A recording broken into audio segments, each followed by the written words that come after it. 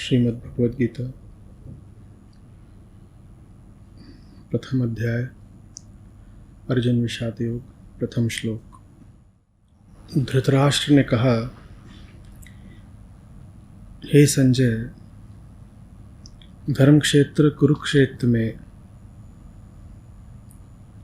युद्ध करने के लिए एकत्रित हुए मेरे पुत्रों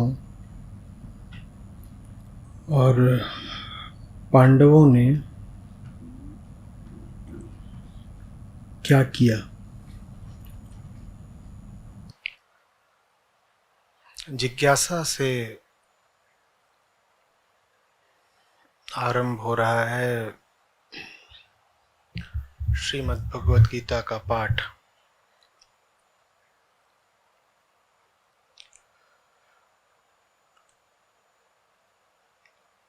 और पहले ही सूत्र में सीख निहित है।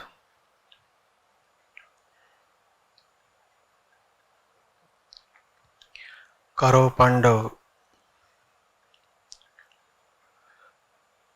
अविवेक की एक लंबी श्रृंखला के परिणाम स्वरूप कुरुक्षेत्र में आमने सामने आ गए हैं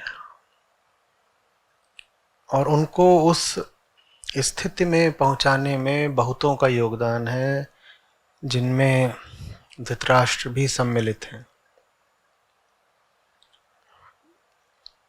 धृतराष्ट्र अब जिज्ञासा कर रहे हैं, संजय से पूछ रहे हैं कि बताओ, अब वो आमने सामने आ गए हैं, एकत्रित हो गए हैं, क्या कर रहे हैं?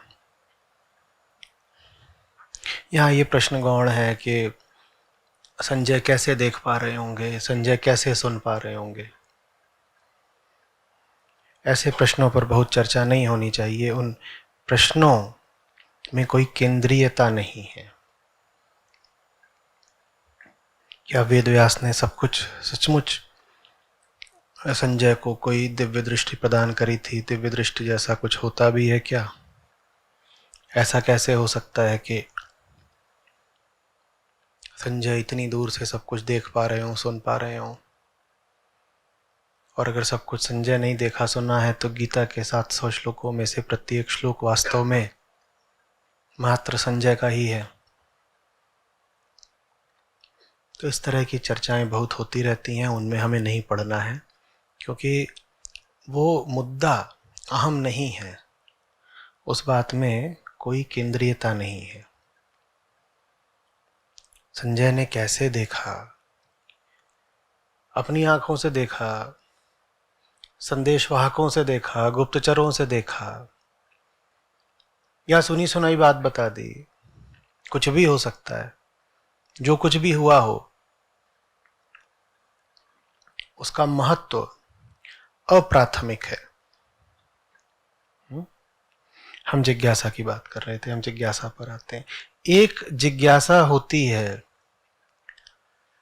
जो पूछती है कि मेरे लिए क्या उचित है, मैं कौन हूं, मेरे लिए क्या उचित है।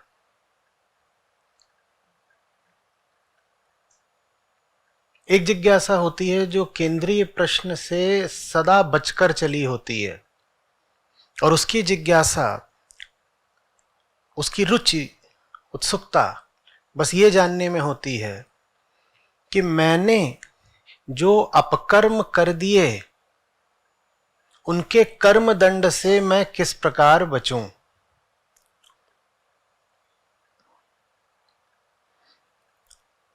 धृतराष्ट्र निसंदेह यहां दूसरी कोटि की जिज्ञासा दर्शा रहे हैं। वास्तव में वो पूछ भी नहीं रहे,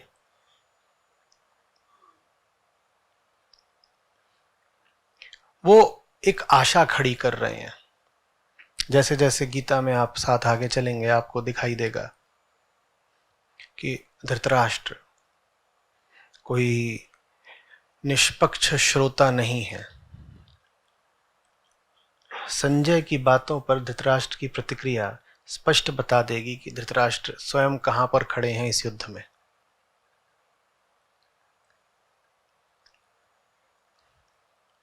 तो वो सब कुछ जो नहीं किया जाना चाहिए था, वो कर देने के बाद अब पूछ रहे हैं धृतराष्ट्र कि बताओ क्या चल रहा है। और अभी भी सिर्फ ये नहीं पूछ रहे कि बताओ क्या चल रहा है, वो सुनना ये चाहते हैं कि दुर्योधन का विजय अभियान चल रहा है।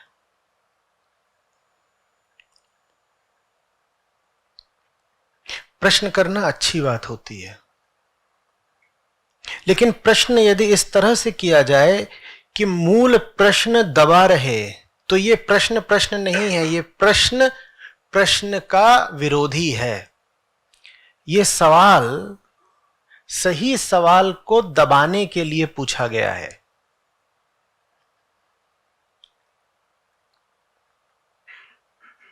समझ में आ रही है बात?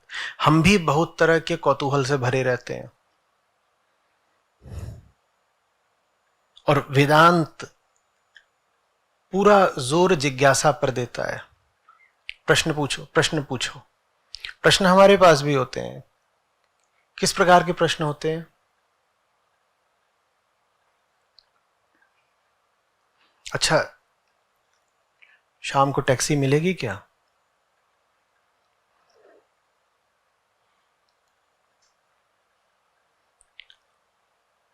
अच्छा, वो जो उधर घूम रहे हैं उनका नाम पता क्या है?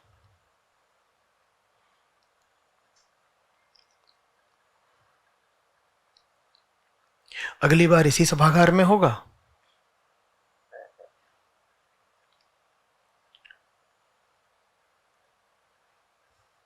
समझ में आ रही है बात?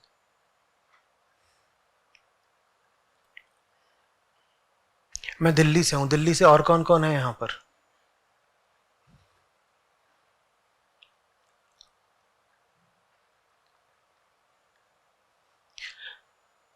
पूछते तो सब रहते हैं, क्योंकि तलाश सबको है। वो तलाश आपको शांत तो बैठने नहीं देगी, आप जिज्ञासा तो करेंगे ही।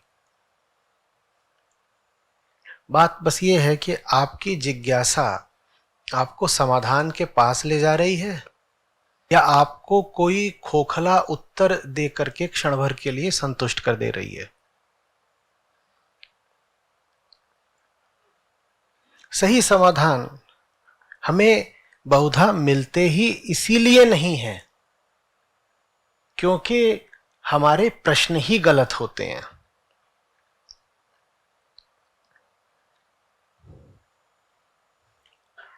कितनी बातें पूछी जा सकती थी। धृतराष्ट्र बस ये पूछ रहे हैं कि बताओ क्या चल रहा है।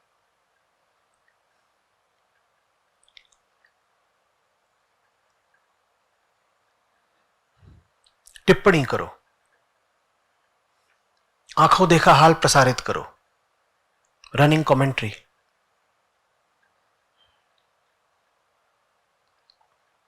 और पूछने के लिए पहले उनके पास भीष्म थे, विदुर थे, स्वयं कृष्ण भी उपलब्ध थे।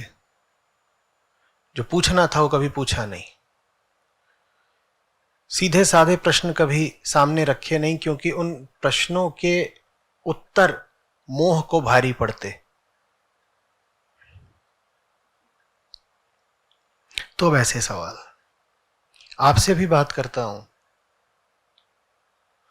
तो मेरी कुछ ऐसी ही स्थिति रहती है।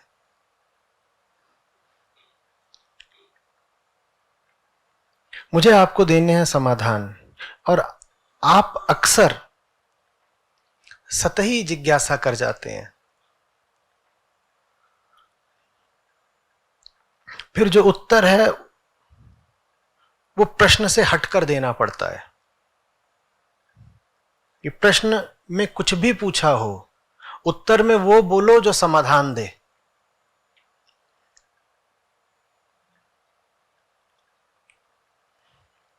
कोई नया आदमी सुने तो उसे बल्कि ये लगे कि पूछा क्या था और जवाब क्या दिया। वो जवाब जरा अलग हो, ये बहुत आवश्यक है, क्योंकि हम जो पूछते हैं वो उत्तर की सीमाएं निर्धारित कर देता है। और आप उत्तर की सीमाएं इसी हिसाब से निर्धारित करते हो कि उत्तर आपके हितों को, बल्कि आपकी सुविधाओं को कहीं चोट न दे जाए।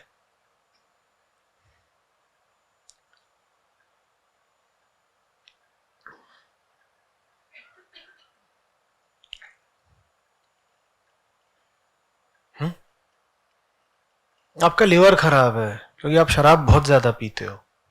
आप चिकित्सक के पास जाकर पूछ रहे हो आज शनिवार है या इतवार है।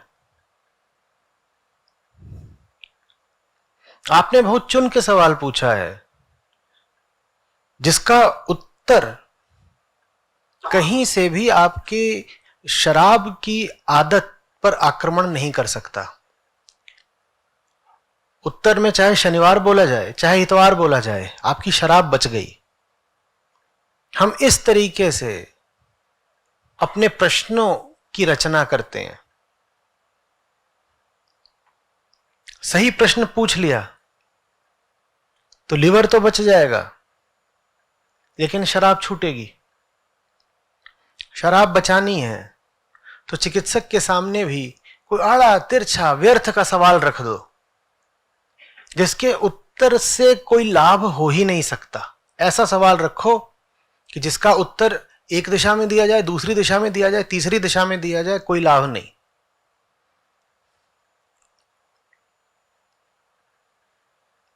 और फिर जब गलत प्रश्न का सही उत्तर दिया जाए समाधान की दिशा में, तो कंधे उचकाकर कहो पर यह तो मैंने पूछा ही नहीं था, ये थोड़ी पूछा था। आपको वो क्यों दिया जाए जो आप मांग रहे हैं? आपको वो मिलना चाहिए जो आपके लिए मददगार होगा। आप मांगते तो वो चीज है जिससे मन प्रसन्न बल्कि सुरक्षित रहता है, और आपको चाहिए वो चीज जो आपके मन को धराशायी कर दे।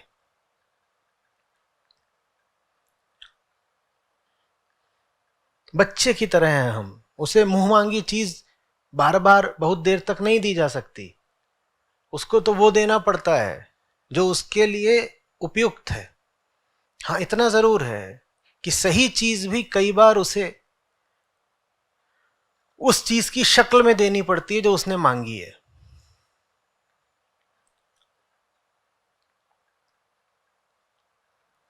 समझ में आ रही बात?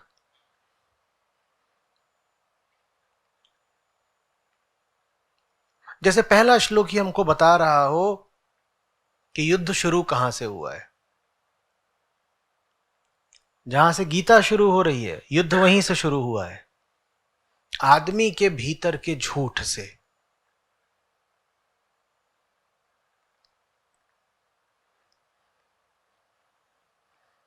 भीतर का झूठ क्या? जहां तथ्य पता है पर तथ्य को स्वीकार नहीं करना है। बाहर पेड़ है, आप उसको खंभा समझ लें, हम कह सकते हैं बाहर का झूठ है। पर आप जानते हैं कि बाहर पेड़ है और उसको पानी न देना पड़े इसलिए आप स्वयं को समझा लें कि यह तो खंभा है। यह भीतर का झूठ है, यह अपने प्रति चालाकी है।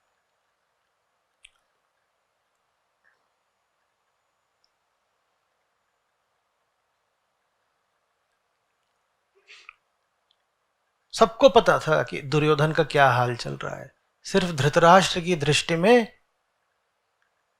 सब ठीक था। और धृतराष्ट्र अभी भी धृतराष्ट्र ही बने हुए हैं। अभी भी खुलकर नहीं पूछ पा रहे हैं कि संजय भारी पड़ेंगे ना मेरे कौरव। संजय ऐसा ही होगा ना, संजय सारे पांडव मारे जाएंगे ना। प्रश्न वाकई यही है धृतराष्ट्र का कि संजय मुझे आश्वस्त कर दो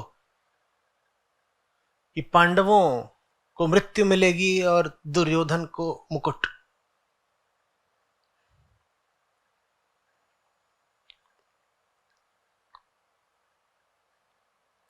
सही प्रश्न पूछना सीखिए। सदा आपको नहीं मिलेगा कोई ऐसा हितैषी जो आपके गलत सवालों के भी सही जवाब आपको जबरदस्ती देता चले। दुनिया ऐसी नहीं है। आप गलत सवाल पूछोगे, आपको उन गलत सवालों के गलत जवाब बड़ी आसानी से मिल जाएंगे। चक्र पूरा हो जाएगा, खेल चलता रहेगा, आप भी खुश और जवाब देने वाला भी खुश। दोनों ने अपना अपना खेल खेल लिया, दोनों संतुष्ट। क्यों व्यर्थ की जिज्ञासाएं करते हो?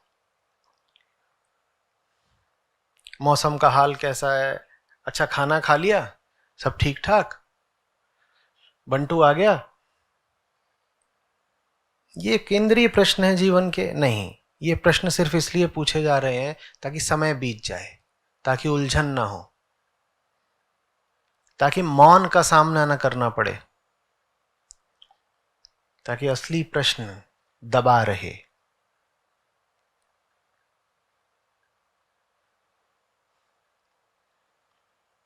आपने कभी देखा है आप किसी व्यक्ति के साथ हो और बातचीत ना हो पा रही हो, सन्नाटा खिंचा हुआ हो, उलझन सी होने लगती है? देखा? और जब उलझन होने लगती है तो हम क्या करते हैं? हम निरर्थक बातें शुरू कर देते हैं।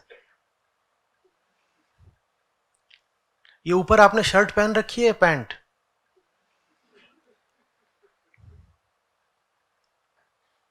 आपके पास दो मोजे हैं, एक। और ये मूर्खतापूर्ण बातचीत भी हमें मौन से ज्यादा अनुकूल लगती है। कितनी भी बात कर लो मूर्खता की, चलेगी। मौन भारी पड़ता है, क्योंकि मौन दर्शा देता है कि एक भीतर गूंजता हुआ सवाल है, हम जिसका गला घोंट रहे हैं।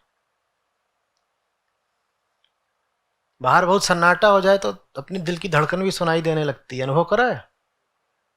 एकदम सन्नाटा हो तो भीतर की आवाजें ही सुनाई देने लगती हैं। भीतर माने मन की नहीं, शारीरिक भीतरी।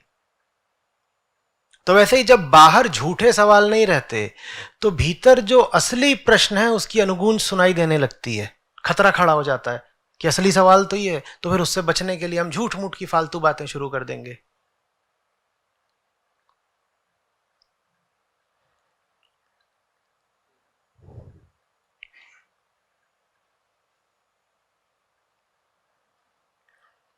वही काम यहां धृतराष्ट्र कर रहे हैं। ऐसे शुरू होती है महाभारत।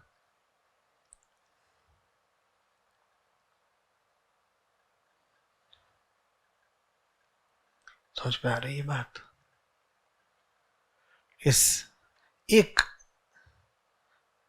थोथे प्रश्न ने धृतराष्ट्र के जीवन का पूरा चित्र हमारे सामने रख दिया है।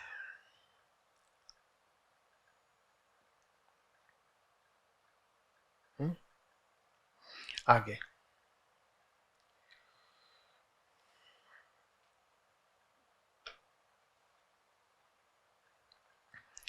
फिर संजय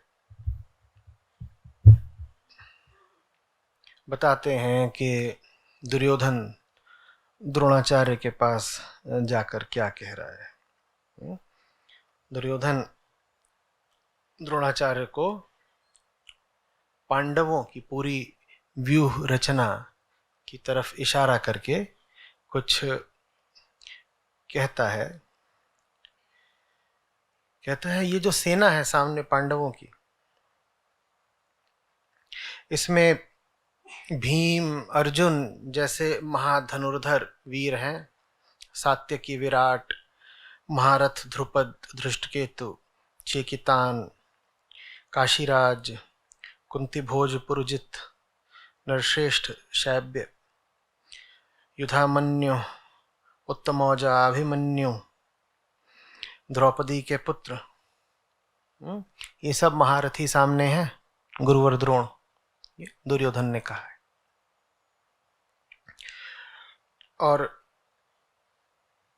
फिर कहा कि इसी तरीके से हे ब्राह्मण श्रेष्ठ, हे द्विजोत्तम, हमारे भी जो विशिष्ट योद्धा आदि हैं,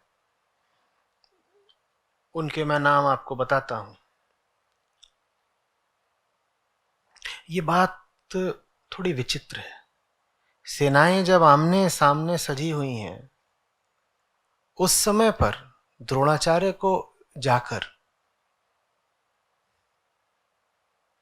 पांडवों की सेना के योद्धाओं का नाम बताने का तुक क्या भला?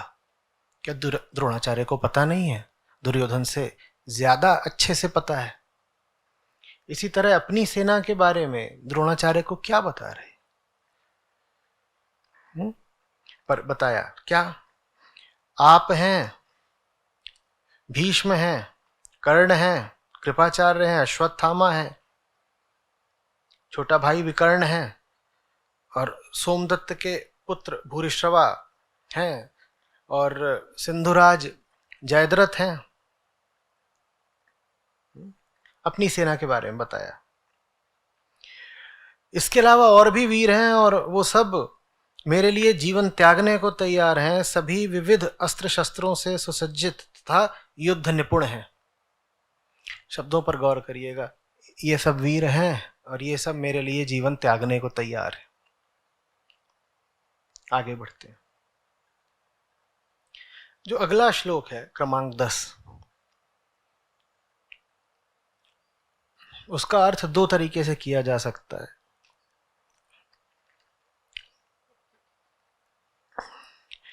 कहा गया है कि पितामह भीष्म के द्वारा रक्षित हमारा सैन्य बल अपर्याप्त है, परंतु भीम के द्वारा रक्षित पांडवों का सैन्य बल पर्याप्त है। अब पर्याप्त और अपर्याप्त शब्द के दो अर्थ करे हैं टीकाकारों ने। कुछ लोगों ने अपर्याप्त को अपरिमित माना है। अपरिमित का मतलब हो जाता है असीमित, जिसका परिमाण ना हो। तो कह रहे हैं कि दुर्योधन यहां पे कह रहे हैं कि भीष्म द्वारा संचालित, भीष्म के नेतृत्व में हमारी सेना का बल अपरिमित माने असीम है, जबकि सामने विरोधी भीम की सेना का बल परिमित माने सीमित है। तो माने हमारी सेना का बल ज्यादा है। मुझे नहीं प्रतीत होता कि दुर्योधन का ये आशय है, क्योंकि परिमित शब्द का तो प्रयोग करा भी नहीं गया है। जिस शब्द का प्रयोग है वो बहुत सीधा साधा है। शब्द है यहां पर अपर्याप्त और पर्याप्त। तो मैं इसका जो सीधा सरल स्पष्ट अर्थ है मैं वही लूंगा। द्रोण से दुर्योधन कह रहे हैं कि हमारी सेना का बल भीष्म की अगुवाई वाली हमारी सेना का बल अपर्याप्त है और सामने वाली सेना का बल पर्याप्त है। और अगर अगले श्लोक को देखें तो इसी भाव की पुष्टि होती है। अगले श्लोक में दुर्योधन कह रहे हैं कि तो इसलिए सब लोग अपने अपने कर्तव्य और अपने अपने युद्ध विभाग के अनुसार पितामह भीष्म की रक्षा करो। अब ये बात पिछले अर्थ के अनुकूल बैठी ना। उनका बल पर्याप्त है, हमारा अपर्याप्त है, इसीलिए भाई सब लोग मिलकर के अपनी अपनी जगह से अपने अपने विभाग के अनुसार पितामह की रक्षा करो। तो जब ये बात हुई, कदाचित ये बात भीष्म के भी कानों में पड़ी होगी कि ऐसा संवाद चल रहा है दुर्योधन और द्रोण में, तो उन्होंने भारी शंखनाद किया।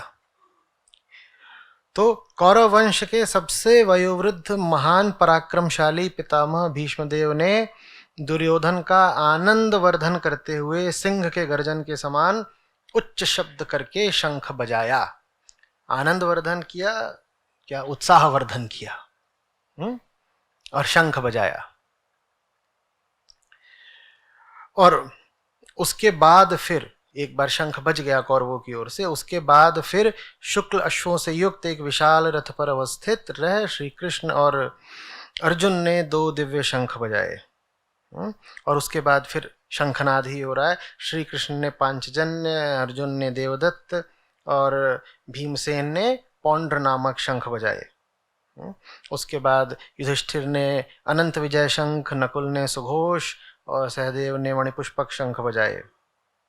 और उसके बाद फिर धृतराष्ट्र और अन्य जितने भी वहाँ वीर थे उन्होंने अपने अपने शंख बजाए। और शंखों के इस शब्द ने आकाश और पृथ्वी को प्रतिध्वनित करते हुए धृतराष्ट्र पुत्रों के हृदयों को विदीर्ण कर दिया। सेनाएं दोनों खड़ी हैं, लेकिन शंखों का तुमुल नाद विदीर्ण कर रहा है मात्र धृतराष्ट्र पुत्रों के हृदयों को।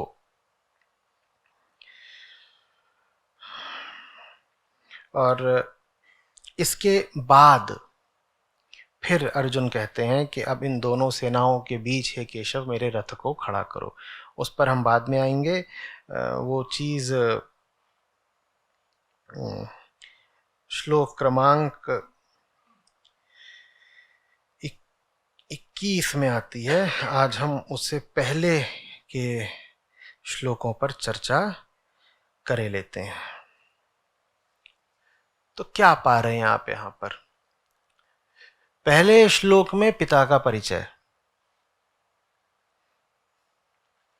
और उसके बाद के जितने श्लोक हैं क्रमांक 19 तक, उसमें पुत्र वाच कि बेटा क्या कह रहा है। और जो कुछ कह रहा है दुर्योधन, उसमें स्पष्टतया उसका भय परिलक्षित होता है।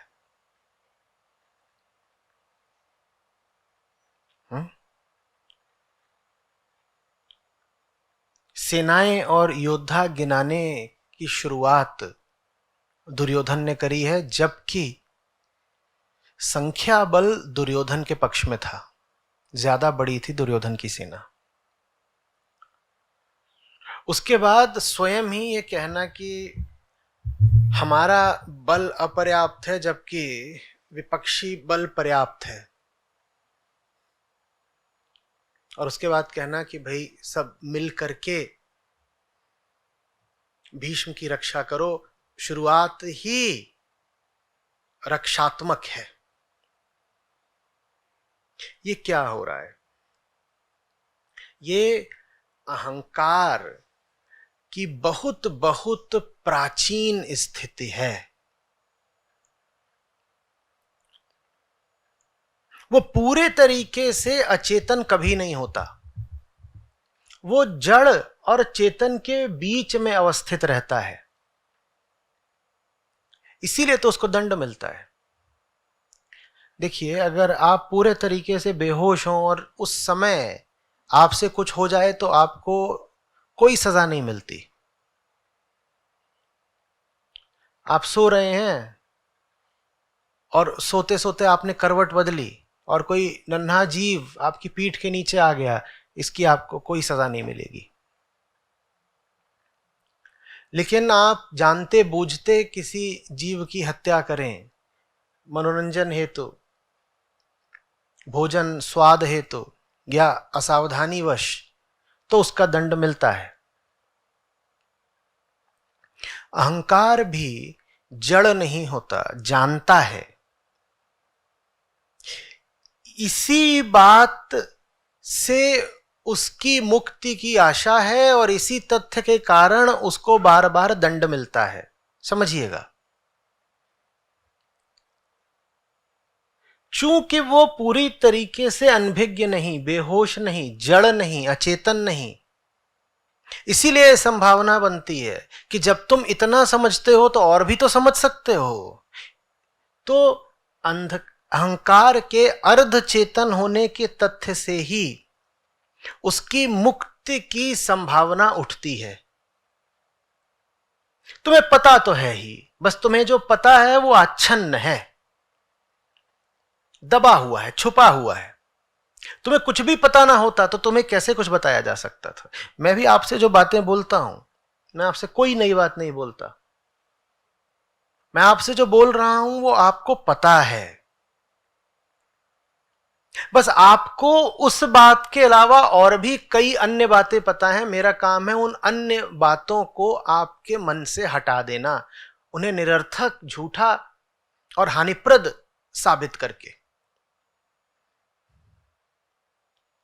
मेरा काम असंभव हो जाता यदि मैं जो बोल रहा हूं वो आपको बिल्कुल ही पता ना होता पहले से।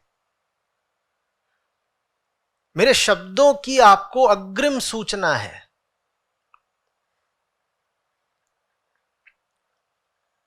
मेरी सलाह का आपको अग्रिम ज्ञान है।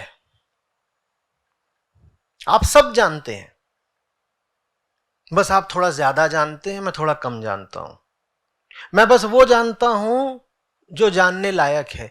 आप बहुत कुछ ऐसा भी पकड़े हुए हैं जो जानने लायक नहीं है। भाषा से थोड़ा खेल करके यह भी कहा जा सकता है कि आप मुझसे कहीं ज्यादा ज्ञानी हैं।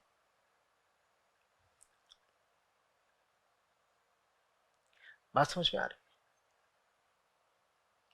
पता आपको पहले से है। इसी बात का मुझे सहारा मिलता है कि मैं आपको जो बोलूंगा आप उसको अस्वीकार नहीं कर पाओगे, क्योंकि आप उस बात को जानते हो।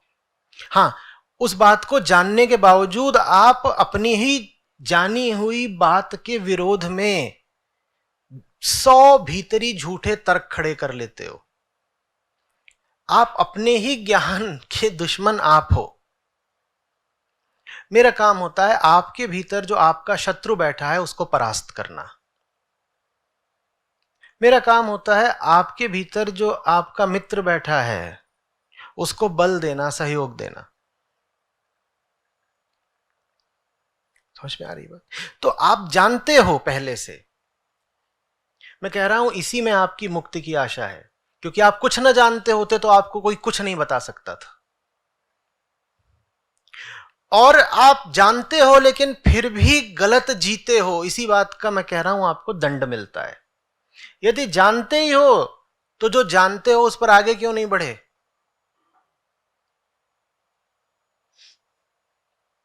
थोड़ी भी रोशनी यदि है भीतर तो उसका सहारा लेकर के 4 कदम तो आगे बढ़ाते हैं। उल्टे हम तो अपने भीतर के प्रकाश के शत्रु हो जाते हैं। हम अपने ही अंधेरे के पक्षधर हो जाते हैं। दुर्योधन यहां पर जानता है कि कृष्ण का विरोध करके उसने अपनी मृत्यु, अपनी पराजय पहले ही तय कर दी है। और इसी बात को कृष्ण बहुत स्पष्ट और सात्विक शब्दों में आगे कहते हैं। वो कहते हैं तुम किनको मारने से डर रहे हो अर्जुन? तुम इनको मारने से डर रहे हो, ये तो पहले ही मरे हुए हैं। जिस क्षण इन्होंने निर्णय करा था कि ये मेरे विरुद्ध खड़े होंगे, ये उस क्षण मर गए। अब तुम इन्हें मारने से कतरा क्या रहे हो? ये लाशें हैं, अभी गिर नहीं रही जमीन पर। समय की बात है, तुम्हें धोखा हो रहा है, तुम्हें लग रहा है जीवित है। जीवित कुछ नहीं। जो कृष्ण के विरुद्ध हो गया वो उसी क्षण चेतना के तल पर मृत हो गया। शरीर अभी थोड़ी देर डोलता रहेगा। थोड़ी देर का अर्थ 70 साल भी हो सकता है। आप कृष्ण के विरुद्ध रहकर 70-80 साल का पूरा जीवन भी जी सकते हैं, लेकिन मौत आपकी हो गई थी जिस दिन आपने एक दिन जवानी में तय करा था कि कृष्ण का क्या साथ देना, और बहुत चीजें जीवन में वो ज्यादा महत्वपूर्ण है। उसी दिन मर गए थे। और ऐसों के लिए कृष्ण कहते हैं इनको तो अगर शारीरिक तौर भी मार दिया तो उसमें कोई अपराध नहीं कर दिया। भीतर से तो ये मरा हुआ ही है आदमी, ऊपर ऊपर चलता था। इसको अब ऊपर ऊपर से, बाहरी तौर पर भी, भौतिक तौर पर भी गिरा दिया तो लाश को मारने की सजा मिलती है क्या? समझ में आ रही है बात? और इसी का प्रमाण और आगे मिलता है जब अपना विराट रूप दर्शाते हैं। उस समय पर अर्जुन उल्लेख करते हैं, बोलते हैं मैं देख रहा हूं कि ये जितने कौरव योद्धा इत्यादि हैं ये सब आपके मुख में जा रहे हैं, ये काल का ग्रास बनते जा रहे हैं, और इनमें से कुछ तो ऐसे हैं जो आपके दांतों के बीच फंस करके दम तोड़ रहे हैं। विराट रूप है, विराट दाह है, और उसमें ये सब पूरी सेना, अर्जुन कह रहे हैं मैं देख रहा हूं कौरवों की पूरी विशाल सेना ये आ करके आपके मुंह में समाई जा रही है और मौत को पा रही है।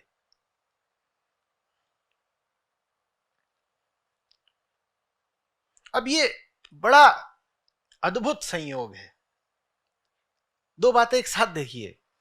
पहले, कृष्ण कभी विजय की बात नहीं करते अर्जुन से, कभी नहीं। आप पूरे संवाद में देख लीजिएगा, आपको ऐसा प्रतीत बिल्कुल नहीं होगा कि कृष्ण अर्जुन को विजय दिखाकर लुभा रहे हो। बहुत तरह के तर्क देते हैं अर्जुन को, विजय उन तर्कों में सम्मिलित नहीं है। ये नहीं कहते कि लड़ोगे तो जीतोगे तो आनंद पाओगे, ये नहीं कहते। तो एक और तो बात ही नहीं करी जा रही विजय की, दूसरी ओर जैसे ये आरंभ से ही सुनिश्चित है कि जीतेगा कौन। एक और अर्जुन और कृष्ण के मध्य जीत की बात नहीं हो रही, दूसरी ओर आरंभ से ही प्रतिपक्ष को भी पता है कौन जीतने वाला है। ये दोनों बातें साथ साथ देख लीजिए।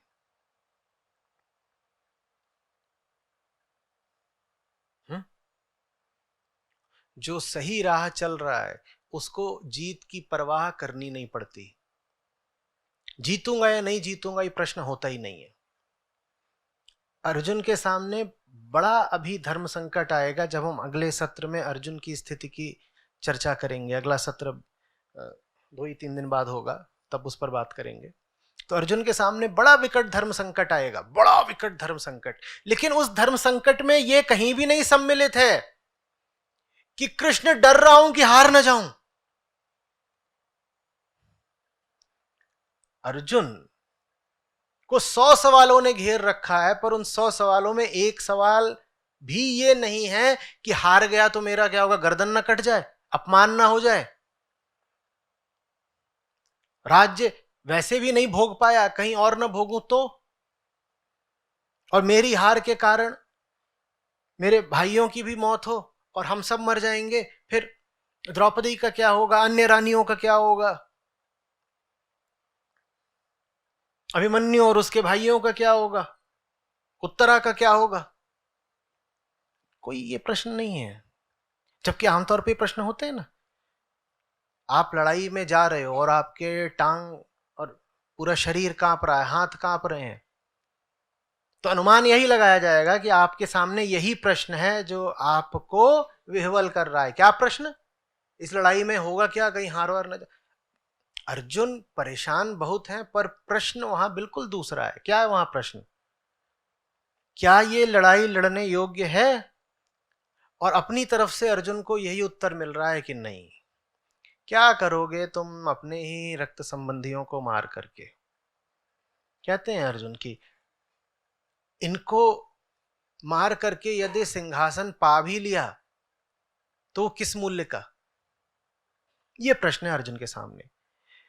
यही मत देखिए कि अर्जुन के सामने प्रश्न क्या है, यह देखना शायद ज्यादा महत्व का है कि अर्जुन के सामने कौन सा प्रश्न नहीं है, जीतूंगा या नहीं जीतूंगा। जो कृष्ण के साथ होते हैं उनको उस साथ का लाभ यह मिलता है कि कुछ फिजूल सवालों से जिंदगी आजाद हो जाती है, जिनमें यह एक प्रमुख सवाल है, हाय मेरा क्या होगा। अर्जुन को यह चिंता बिल्कुल नहीं सता रही हाय मेरा क्या होगा। अर्जुन को तो बल्कि यह चिंता लग रही है कि मैंने मार दिया तो उनका क्या होगा। यह अंतर समझिए। सवाल सबकी जिंदगी में होते हैं, लेकिन किस व्यक्ति के जीवन का स्तर क्या है यह प्रमाणित हो जाता है कि उसके जीवन के सवालों का स्तर क्या है। किसी आदमी कि चेतना का तल नापना हो तो बस ये देख लो कि उसके जीवन में सवाल और मुद्दे क्या प्रधान हैं। जैसे आपके जीवन में सवाल, जैसे आपके मुद्दे, वैसे आप। ये नहीं है कि ऊंचे आदमी के जीवन में परेशानियां नहीं होती। ऊंचे आदमी के जीवन में ऊंची परेशानियां होती हैं।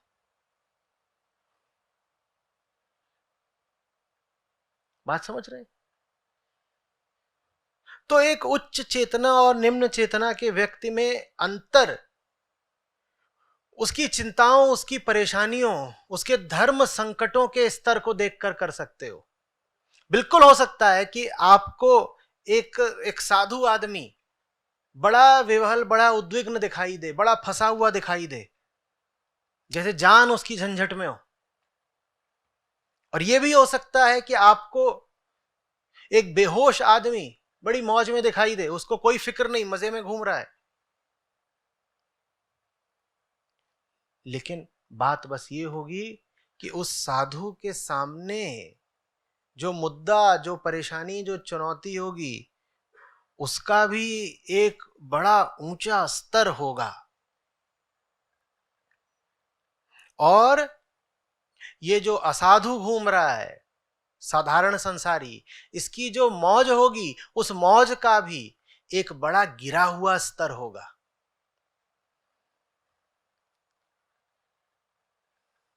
गीता इसीलिए युद्धों और चुनौतियों से भागना नहीं सिखाती, वो युद्ध और चुनौती से मुक्ति भी नहीं बताती। वो आपको बताती है कि लड़ना तो है ही, जीवन संघर्ष तो है ही, तुम उच्चतम युद्ध चुनो और फिर उसकी जो भी तुमको कीमत देनी पड़े दो। गीता उनके लिए नहीं है जो कहें कि अध्यात्म तो इसलिए होता है ताकि हम इस सब झंझट से हट करके कहीं बैठ जाएं। कृष्ण हंसते हैं, और जब हम संबंधित श्लोक पर आएंगे तो मैं विस्तार में कहूंगा। कहते हैं असंभव है तुम्हारी मांग, कोई व्यक्ति ऐसा जीवन बिता ही नहीं सकता जिसमें वो जगत से पृथक होकर के शांत बैठ जाए। शांत बैठ जाना जीव के लिए संभव ही नहीं है। तुम असंभव मांग रहे हो, नहीं मिलेगा। देह और मन तुम्हारे प्रकृति से आते हैं, ठीक वैसे जैसे चांद तारे और सूरज प्रकृति से आते हैं। उनको कभी शांत बैठते देखा है? जब चांद सूरज तारे कभी थम नहीं सकते तो तुमने कैसे मांग लिया कि तुम्हारा तन या मन थम जाए? वो थम नहीं सकते। हाँ, बस ये कर सकते हैं कि वो सही दिशा में चलें,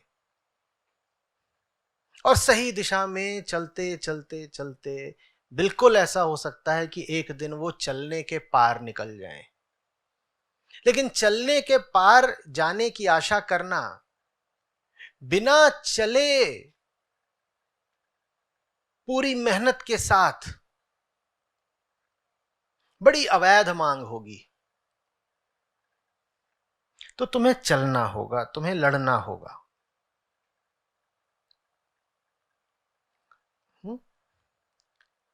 दुर्योधन की हार आकस्मिक नहीं है, ठीक वैसे जैसे हमारा कोई कष्ट आकस्मिक नहीं होता।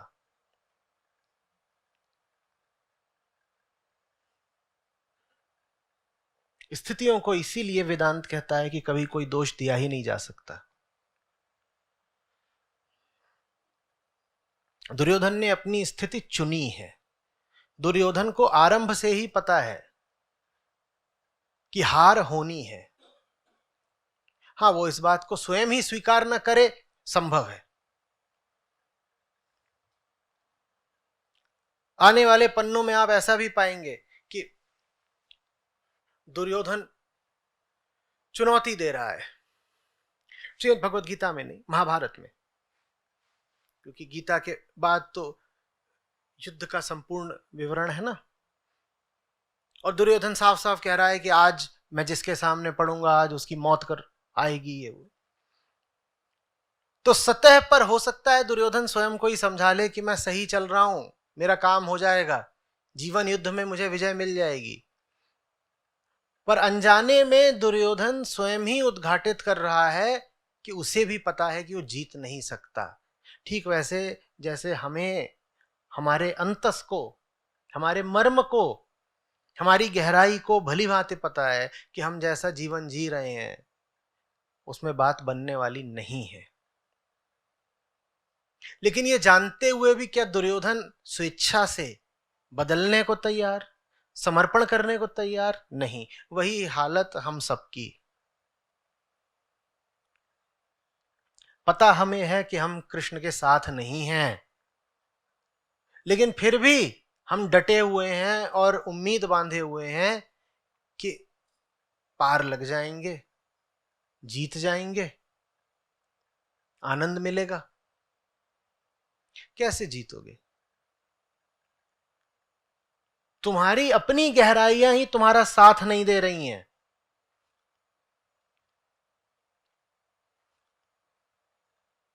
जो आप चाह रहे हो,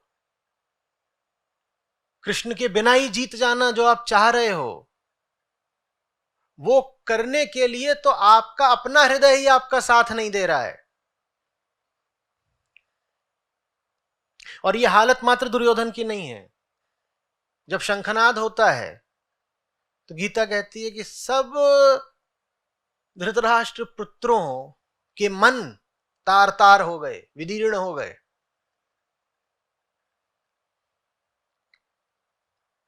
क्यों भाई? शंखनाद तो इधर भी सुनाई दिया होगा।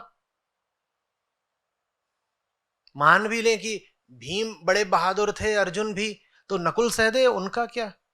और नकुल सहदेव के बाद भी और न जाने कितने योद्धा थे। सात्यकी का क्या, धृष्टद्युम्न का क्या? उनके बारे में एक शब्द यहां पर नहीं है, जबकि वो एक शब्द हो सकता था।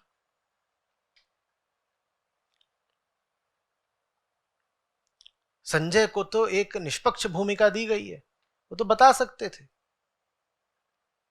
कि ऐसा घोर शंखनाद हुआ कि पांडवों की भी आधी सेना बेहोश हो गई। डरे तो पहले ही हुए थे, पर वैसा कुछ नहीं। डर किधर है ये आरंभ में ही स्पष्ट हो जाता है। समझ में आ रही? पहले ही अध्याय में अच्छे से देखिए कि दो हैं जो परेशान हैं। कौन?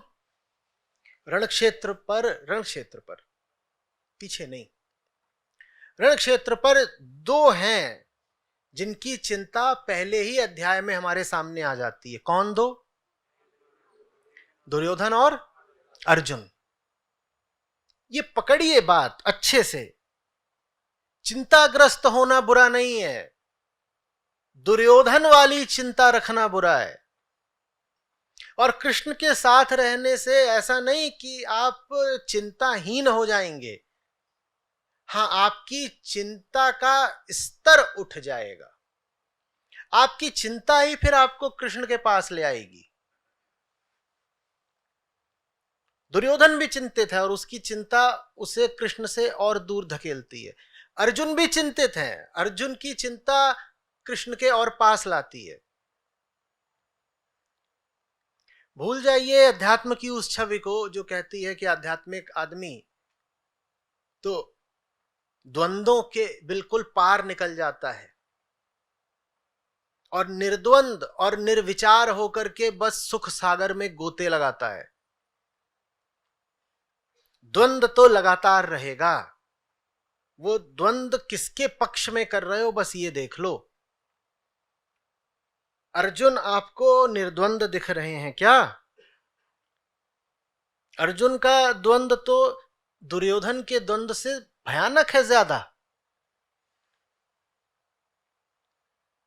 दुर्योधन के बारे में तो बस यही कहा है कि शंखनाद सुन करके दिल दहल गया, और अर्जुन तो अपने मुंह से स्वीकार रहे हैं कि टांग कांप रही है, बदन जल रहा है, रोए खड़े हो रहे हैं, सारी ताकत जैसे गिर गई, ये धनुष नहीं संभाला जा रहा। और ये उस व्यक्ति की हालत है जो कृष्ण के साथ है। तो कृष्ण के साथ होने का अर्थ समझिए। कृष्ण के साथ होने का अर्थ ये नहीं होता कि आपको जीवन युद्ध में निश्चित विजयश्री मिल जानी है। कृष्ण के साथ होने का अर्थ होता है कि अब आपको एक ऊंचा जीवन युद्ध मिल जाना है।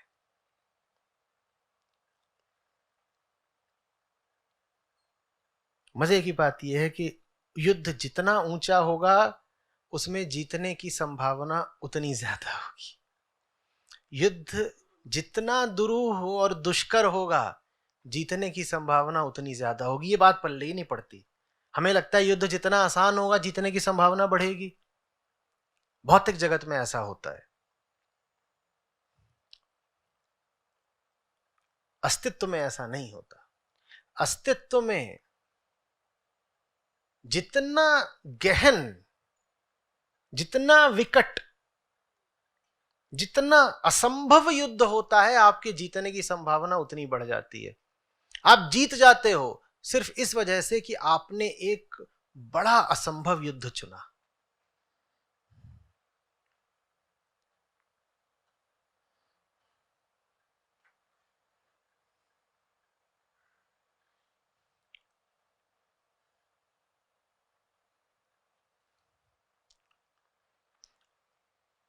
उन्नीस सौ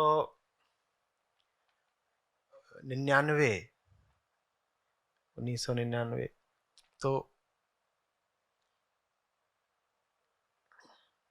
जब 1999 लगा था, 1999 का दिसंबर में, 1999 की 1 जनवरी, तो उस दिन घर बैठे बैठे मैंने नए साल का स्वागत गीता के साथ करा। तो मैंने कुछ चीज़ें लिखी अपनी डायरी में, अभी भी लिखी हुई हैं। तो उसमें गीता के कुछ श्लोक थे। और उसी साल कुछ महीनों बाद आइन रैंड की द फाउंटेन हेड, उससे मैंने कुछ पंक्तियां अपनी डायरी में लिखी। तो उनमें से एक पंक्ति ये भी थी, You will win because you have chosen the most difficult battle.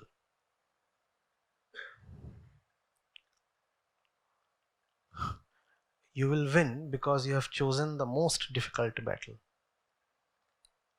जो आसान युद्ध चुनेगा वो हार गया उसी वक्त जिस वक्त उसने आसानी चुनी। और ये बात कितनी अंतर्विरोधी लगती है ना,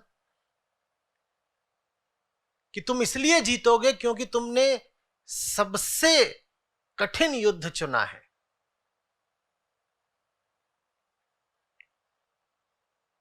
काश ये बात हम समझ पाए, फिर हम सही युद्धों से कतराएंगे नहीं, पीठ दिखाएंगे नहीं।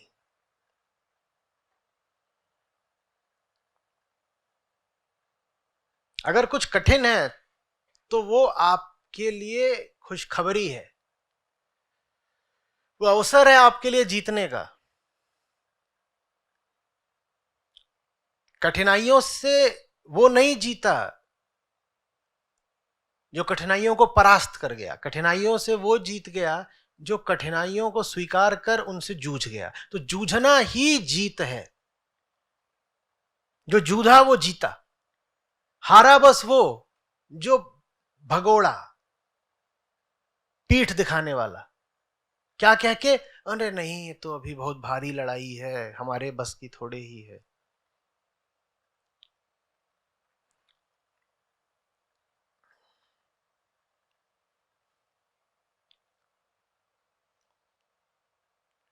समझ में आ रही है बात?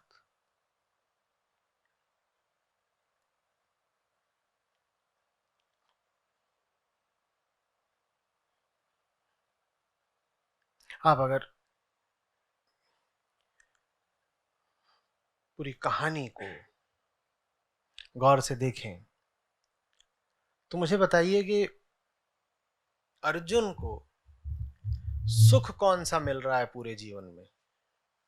सुख ज्यादा किसको मिला है? आप पांडवों का पूरा जीवन काल ले लीजिए, महाभारत तो मोटा मोटा जानते ही होंगे, है ना। आप पांडवों का जीवन काल ले लीजिए, आप कौरवों का जीवन काल ले लीजिए।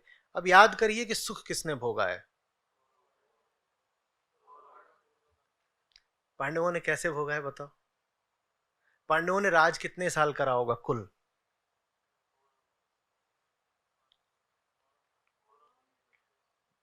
महाभारत के युद्ध के बहुत बाद तक तो पांडव राज भी नहीं कर पाए,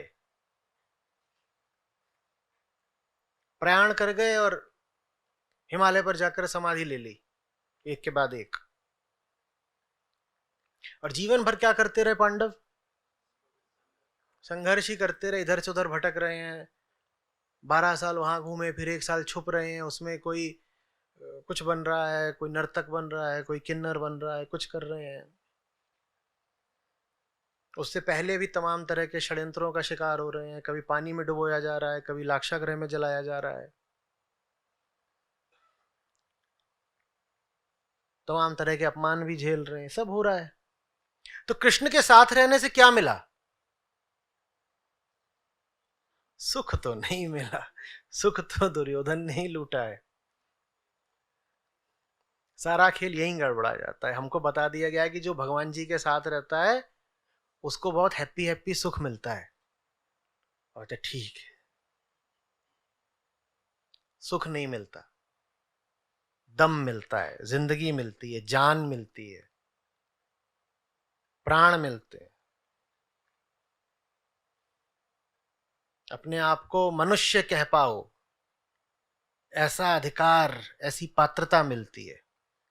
सुख नहीं मिलता। जिन्हें सुख चाहिए हो गीता उनके लिए है ही नहीं। यहां सुख किसको मिल रहा है बताओ?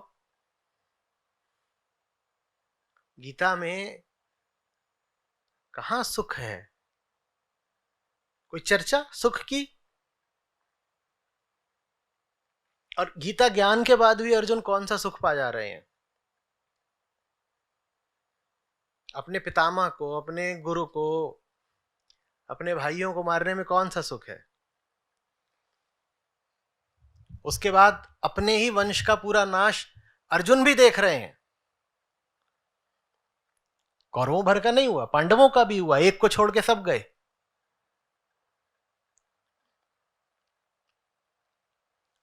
पांडवों को तो छोड़ दो, स्वयं कृष्ण के वंश का क्या हुआ है? क्या हुआ है महाभारत के बाद?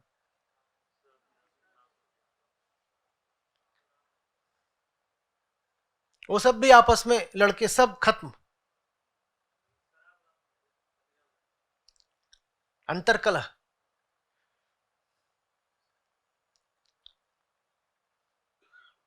इसके बाद स्वयं कृष्ण कैसे प्रस्थान करते हैं?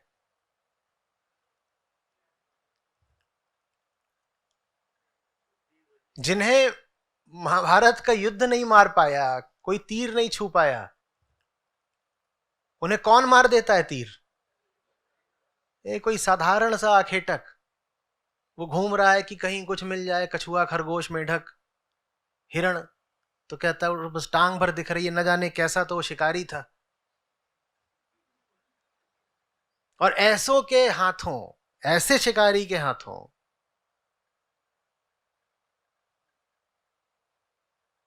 सुख कहां है? यहां बताओ, सुख बताओ। जीवन सुख का खेल है ही नहीं। आप गलत पते पर आ गए साहब।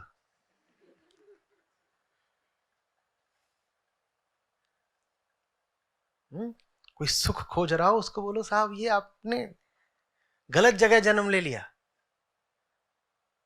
सुख नाम की कोई चीज पृथ्वी पर पाई नहीं जाती।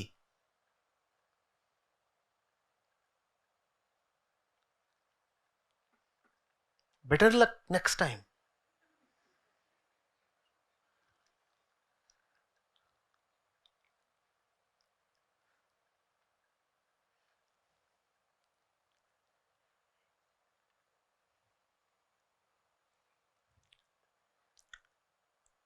मनुष्य होने का गौरव दे रहे हैं वो अर्जुन को, सुख नहीं।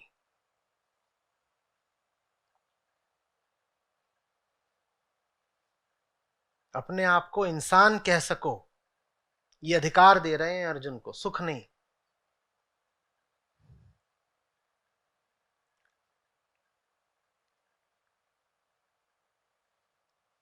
सजातियों पर और स्वजनों पर तो पशु भी नहीं हमला करते। मनुष्य होता है जो कहता है कि स्वजन बस वो जो स्वधर्म का पालन कर रहा हो, जो स्वधर्म का पालन नहीं कर रहा मैं उसे स्वजन मानने से इनकार करता हूं। जो अर्जुन कह रहे थे उससे मिलती जुलती बात समस्त प्रकृति कहती है। शिकार करने वाली प्रजातियां भी आम तौर पर अपनी ही प्रजाति का शिकार नहीं करती। शेर कितना भी भूखा हो, छोटे शेर को मारकर नहीं खाएगा। तो ये बात कि मैं अपने ही सगों पर बाण कैसे चलाऊं, इस वक्तव्य में मनुष्यता नहीं है, इस वक्तव्य में करुणा नहीं है। अगर दो टूक बोले तो इस वक्तव्य में पशुता है। कृष्ण अर्जुन को पशुता से उठाकर मनुष्य बना रहे हैं और यही मिलता है कृष्ण के साथ रहकर। अपने आप को कह पाओगे मनुष्य हूं, जानवर नहीं हूं। ये नहीं कह पाओगे सुखी हूं, क्या कह पाओगे? मनुष्य। और मनुष्य होने का गौरव क्या होता है जान पाओगे। कामनाएं नहीं पूरी हो जाएंगी। क्या कामनाएं? यहां किसकी कामना पूरी हो रही है?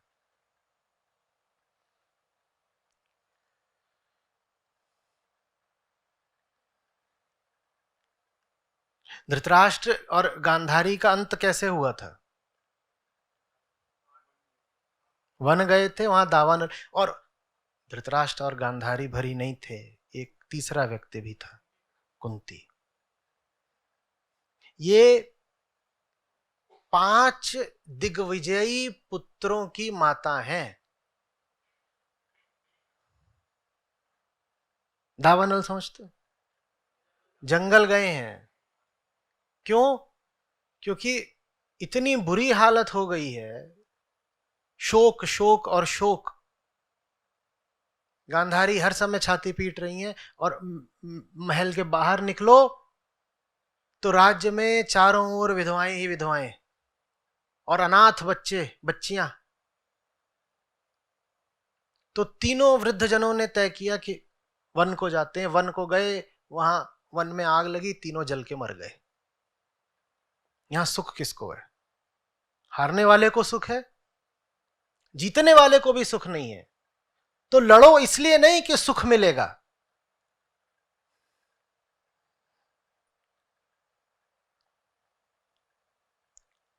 लड़ो इसलिए क्योंकि नहीं लड़ोगे तो जानवर जैसे जियोगे। कष्ट जब झेलना ही है तो दुर्योधन वाला कष्ट क्यों झेलें, अर्जुन वाला कष्ट झेलेंगे ना। सुख तो दोनों तरफ नहीं है, ना दुर्योधन की तरफ ना अर्जुन की तरफ। जब दुख दोनों ही तरफ है तो कम से कम सही दुख का चयन करेंगे, और सही दुख है अपने विरुद्ध रण करने में। सही दुख का ही नाम आनंद है। आनंद सुख का चरमोत्कर्ष नहीं है, सही दुख को आनंद कहते हैं।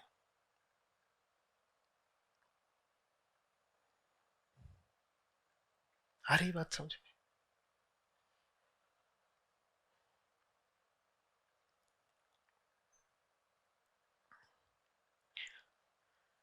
इन सैकड़ों श्लोकों की यात्रा करेंगे हम। इस यात्रा में यह सोचकर आगे मत बढ़िएगा कि आप पहले से कुछ भी जानते हैं। हर जगह रुकिए और पूछिए ये क्या हो रहा है। उसको आदत सा बना लीजिए, अभ्यास करिए। जो अभ्यास आपका बाहर की तरफ रहता है वही भीतर की तरफ भी हो जाता है। बाहर यदि आप ऐसा स्वांग करेंगे जैसे मुझे तो पहले से ही पता है, तो भीतर की तरफ भी आपका यही रवैया हो जाएगा कि स्वयं को तो मैं पहले से जानता हूं। एक एक श्लोक पर वैसे ही रुकना है जैसे अपने एक एक क्रियाकलाप और विचार पर। ये क्या है ना, मुझे मालूम नहीं, मैं एकदम ताजी शुरुआत करना चाहता हूं। मैं पूछना चाहता हूं, ये क्या किया तुमने, ये क्या सोच रहे हो, किस दिशा जा रहे हो। और जब ऐसे पूछेंगे तो कुछ नया सामने आएगा, लाभप्रद।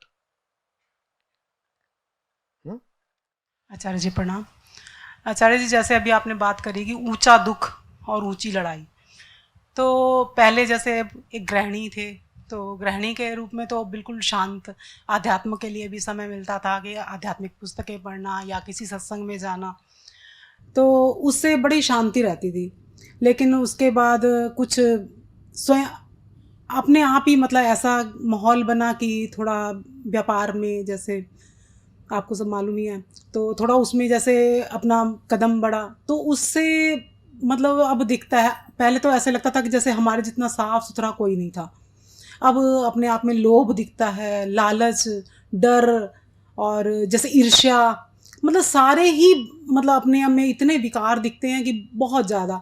और जैसे आप ऊंचे दुख और ऊंचे लड़ाई की बात करते हैं, उसकी तो अभी मतलब वो भी साथ साथ प्रयास रहता है, लेकिन अभी मैं देख रही हूँ कि भौतिक जगत में जो है ये जो लड़ाई है उसमें बहुत ज़्यादा चल रहा है। तो उसकी वजह से जैसे अभी कुछ दिन पहले कुछ ऐसा इंसिडेंट हुआ कि उसकी वजह से मतलब अपने व्यापार के उसी में, तो बहुत ज़्यादा मतलब 3-4 रात तक मैं सो नहीं पाई ढंग से। मतलब सोई भी हूँ तो मेरे मतलब मुझे ऐसे लग रहा है कि मैं जाग ही रही हूँ और वही मेरे विचार चल रहे हैं। और लेकिन और जैसे कल और परसों भी बात चल रही थी कि उसको उनको थोड़ा गहराई तक जाना चाहिए ताकि उसमें हमारी ऊंचाई आए। लेकिन वो गहराई तक जाने से पहले ही जैसे ही परिस्थितियां मतलब जो स्थितियां सामान्य होती हैं तो हम फिर उसी ढर्रे में आ जाते हैं, हम ऊंचाई की तरफ जाना ही भूल जाते हैं। तो ये कैसे हो पाएगा? ये तो अर्जुन के साथ भी होता था। अगर अर्जुन लगातार गहरी चेतना में ही वास कर रहे होते तो गीता की जरूरत ही क्यों पड़ती। कृष्ण से यदा कदा दूर हो जाते रहे होंगे, तभी तो मन में इतने तरह के संशय उठे। तो जो आपके साथ हो रहा है वो किसी के साथ भी होगा जो कृष्ण से दूर हो जाएगा। अब एक गलती ये होती है कि कृष्ण से दूर हैं, और दूसरी गलती ये होती है कि जब संशय उठे तो उन्हें खुद ही निपटा दिया। कृष्ण चेतना के अभाव में ही निपटा दिया। सर्वप्रथम समझिए कि आप कौन हैं। आप वो हैं जो बीच में टंगा हुआ है और बीच में टंगे रहकर गिरने की जिसकी वृत्ति ज्यादा है।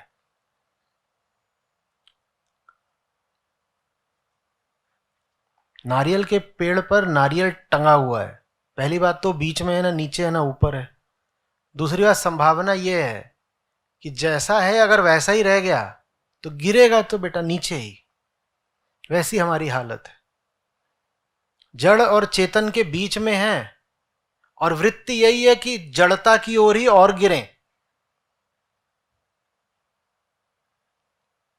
सबकी, आपकी, अर्जुन की, हम सबकी साझी वृत्ति। कृष्ण चाहिए, कोई उपाय और नहीं। ईर्ष्या, लोभ, भय, जिसकी भी आपने बात करी, क्यों ऐसे हम उनकी बात करते हैं जैसे कि वो विसंगतियां हों, जैसे वो अनहोनी हो, जैसे वो दुखद संयोग मात्र हो। ये सब जिनका नाम आपने विकारों की तरह लिया, ये विकार नहीं है भाई, ये हमारा भाग्य है, ये हमारी देह है। इनको ऐसे मत देखिए कि अरे कुछ अनघट घट गया है, हम तो बड़े अच्छे आदमी थे, ये हम में ईर्ष्या कहां से आ गई। मैं तो बड़ी साहसी स्त्री हूं, आज मैं डर कैसे गई। गर्भ से हम साहस नहीं भय ही लेकर पैदा होते हैं।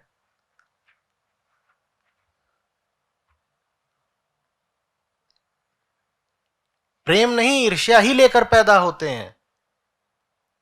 पर आश्चर्य हम यूं दिखाते हैं जैसे बड़े भले, बड़े निर्दोष, एकदम निर्मल पैदा हुए थे, और किसी दुष्ट ने आकर के हमको मलिन कर दिया।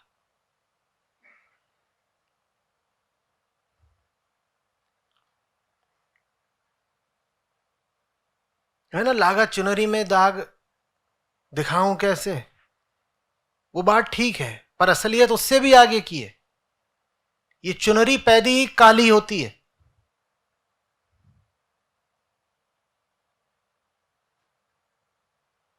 जिसको साहब कहते हैं ना, झीनी झीनी बीनी रे चदरिया, उसमें एक बात नहीं बोलते वो कि चादर का रंग क्या है।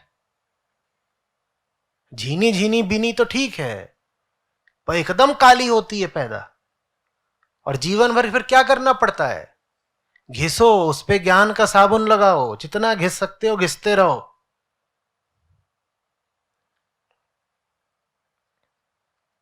ये काला रंग क्या है, वही वो सब जो आप बता रही हैं।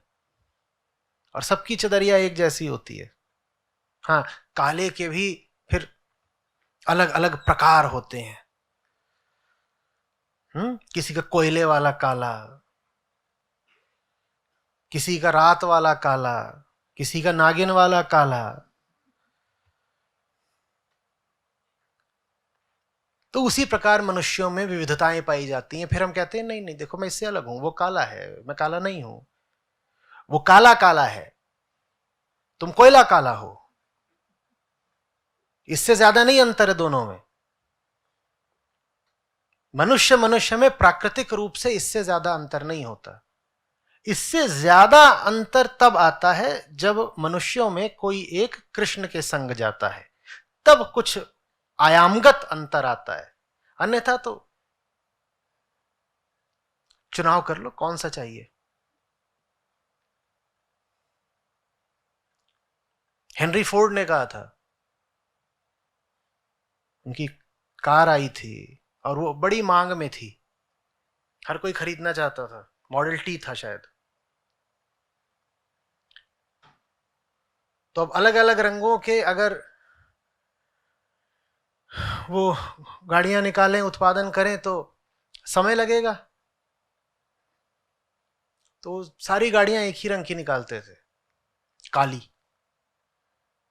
तो लोगों ने कहा भाई हमें थोड़े अलग अलग रंगों की चाहिए, कैसे कर रहे हैं आप।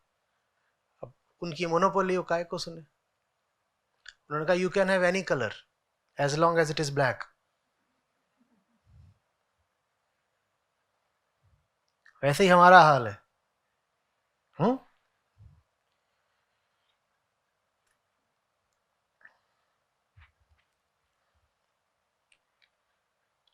दीदी वाली ईर्ष्या, भैया वाला दाह,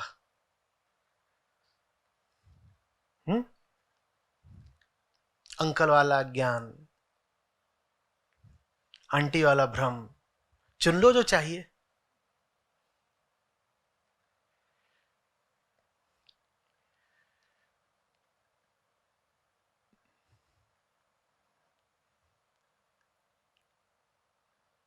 स्वयं को लेकर के अनभिज्ञता, बल्कि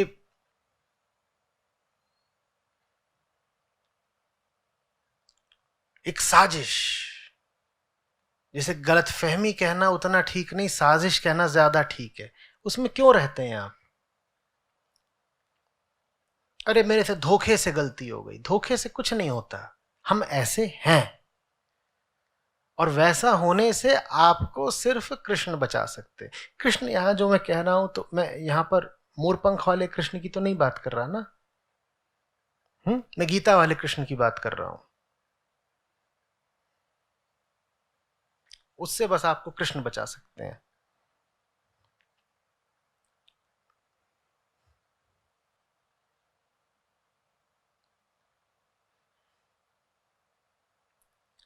ताज्जुब इस बात का मत किया करिए कि गिर गए।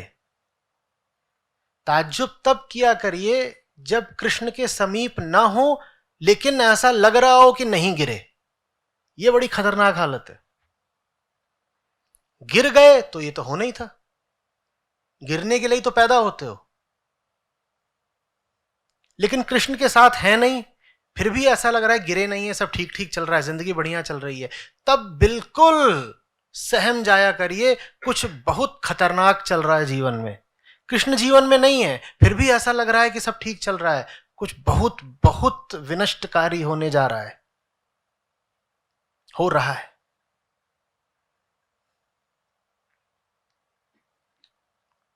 कृष्ण जीवन में नहीं, लेकिन कोई पूछ रहा है हाउ इज लाइफ, कूल। खौफनाक, ये बात बहुत बहुत भयंकर है।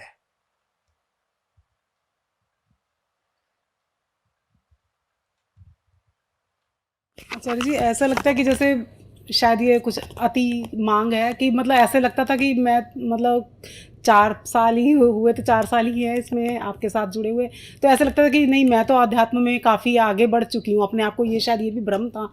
और अब लगता है कि कुछ भी नहीं सीखा, तो इससे बहुत ज़्यादा ग्लानि भी लगती है कि क्या हुआ।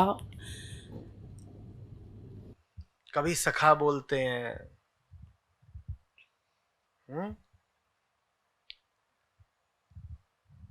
कभी गुरु, कभी संबंधी,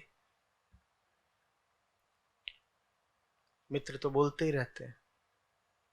इतनी निकटता है दोनों में, उसके बाद भी अर्जुन भ्रमित,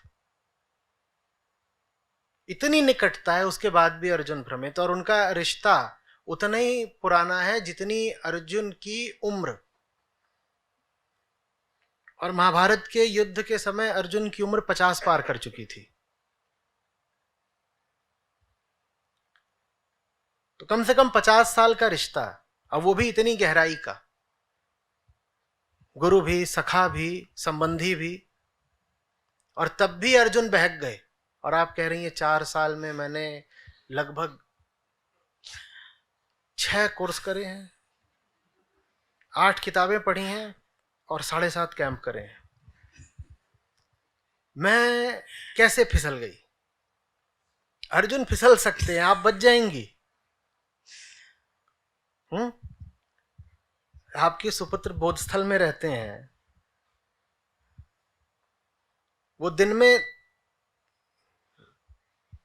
कौन सा आंकड़ा बोलूं, उतनी बार फिसलते हैं। और मुझसे 4 कदम की दूरी पर होते हैं।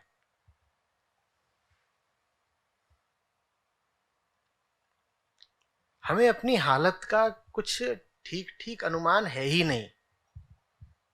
हमें लगता है कि हम बड़े बढ़िया लोग हैं, और हम यूं ही अकस्मात कभी कभार फिसल जाते हैं। फिसलना तो तय है, आप कभी कभार फिसलने से बच कैसे जाते हैं, इसका अनुग्रह किया करिए।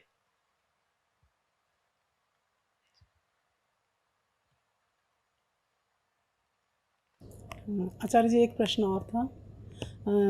जैसे मैं पहले किसी सत्संग में जाती थी तो वहाँ पर जैसे जो बात बताई जाती थी, जैसे ये अष्टावक्र गीता के जैसे आपने आज कहा कि यहाँ पर आज उपयोगिता नहीं है उसकी, तो उसको उसमें जैसे हमेशा वो अष्टावक्र जी ने बताया कि ब्रह्म ही ब्रह्म है, आत्मा ही आत्मा है। तो उस चीज़ को इस तरह से लिया गया है कि मतलब अभी कुछ दिन पहले मैं गई थी किसी के यहाँ, तो मतलब वो हमारे रिलेटिव्स भी हैं और उसी सत्संग में अभी जाते भी हैं। तो वहाँ पर क्या हुआ कि किसी कीड़े को ऐसे ही मार दिया गया, तो बोला गया कि इसकी तो मुक्ति हो गई, इसकी ये वाली योनि ख़त्म हो गई। तो मुझे जैसे अब थोड़ा आपको सुनते हुए कुछ जैसे जितनी भी समझ पड़ी मैंने उनको बताया, तो इसमें बताते हुए भी जैसे ऐसे हो जाते कि कई बार अपने आप से कंट्रोल खो देती हूँ, जैसे तो जैसे थोड़ा नाराज़गी वाला भी वो हो गया। तो मतलब ये चीज़ समझ नहीं आती कि उन्होंने ऐसा क्यों बना रखा है कि मतलब ब्रह्म ही ब्रह्म है, और उनको किसी भी जीव को तो, छोटे जीवों को तो ऐसे मार देते ना, मच्छर है, मक्खी है, कोई कीड़ा है, चूहा है, मतलब कोई भी है, छोटे जीवों को तो बड़ी ज़्यादा बहुत ज़्यादा उसमें हिंसा कर देते हैं, यही कह के कि उसकी तो मुक्ति हो गई, उसकी ये एक योनि आज हमने ख़त्म कर दी, वो अब दूसरी ऊंची ऊंची योनि में चला जाएगा। तो इस पर कुछ एक बेसबॉल बैट आप भी रखा करिए। मुक्ति प्रदाता।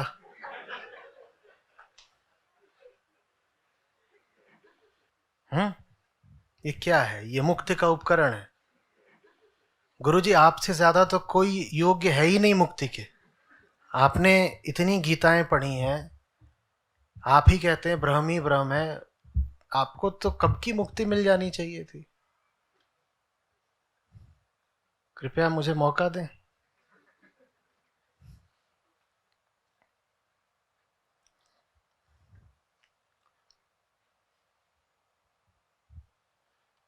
क्या बोलूं, मतलब मैं उसको आंसर नहीं दे पाई ना सही से, जैसे थोड़ा खुद भी जैसे गुस्सा बड़ जल्दी आ नहीं, जाता ऐसों को आंसर चाहिए ही नहीं। है। वो अभी कुछ रिलेटिव्स होने की वजह से या कुछ संबंधों की वजह से अभी वो हो नहीं पाता।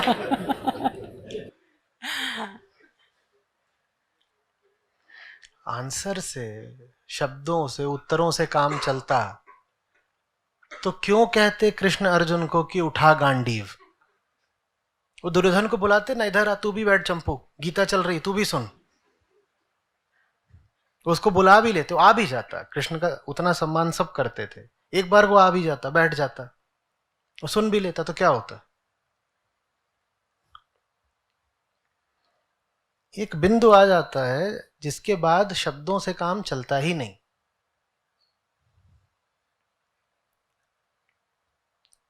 ज्ञान मार्ग चैतन्य व्यक्तियों के लिए है, मूढ़ों को तो दंड चाहिए।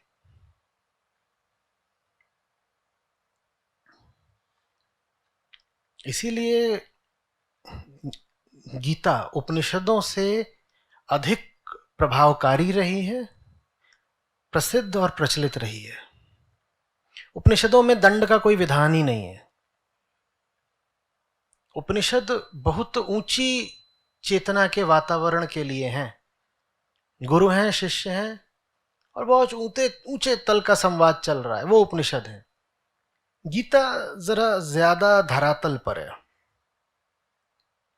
वहां ऐसे भी लोग मौजूद हैं, दुशासन तरह के, जयद्रथ घूम रहे हैं।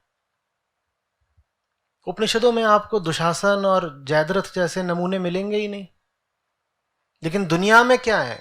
उपनिषदों जैसे ज्यादा चरित्र या गीता जैसे ज्यादा चरित्र? तो इसलिए भारत में गीता को ज्यादा उपयोगी पाया गया। हालांकि शुद्ध उपनिषद ही ज्यादा है, पर लाभकारी गीता ज्यादा हुई। समझ रहे? क्योंकि उपनिषदों में बाण नहीं है, उपनिषदों में गदा नहीं है, और लाभकारी अक्सर गदा और बाणी होते हैं। लेके चला करिए। एक हाथ में अष्टावक्र गीता और कंधे पे गदा।